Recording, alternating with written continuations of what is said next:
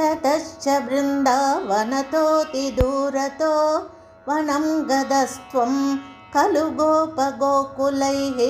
हृदन्तरे भक्ततरद्विजाङ्गना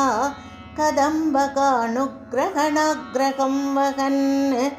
ततो निरीक्षा शरणे वनान्तरे किशोरलोकं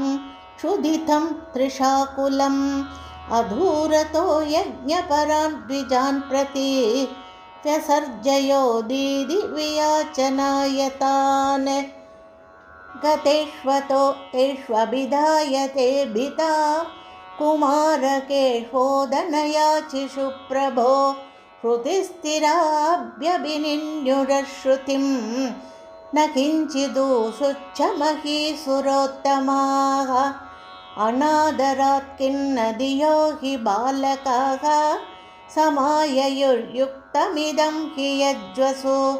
चिरातभक्ताः खलु ते महीसुराः कथं हि भक्तं त्वयि तैः समर्प्यते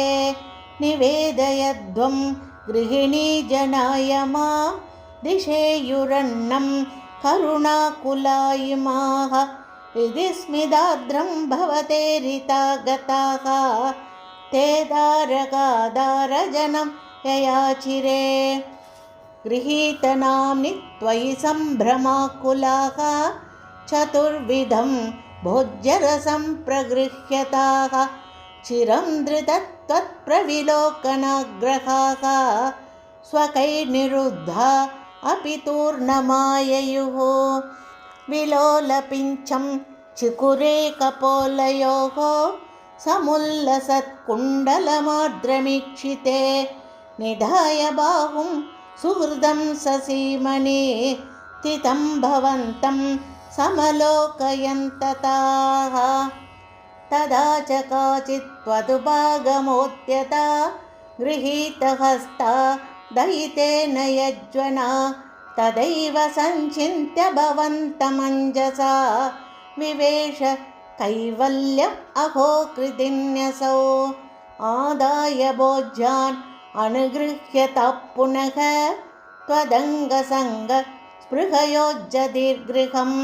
विलोक्य यज्ञाय विसर्जयन्निमाः चकर्तभर्द्रेण पिता स्वगर्हणान् निरूप्य दोषं निजमङ्गनाजने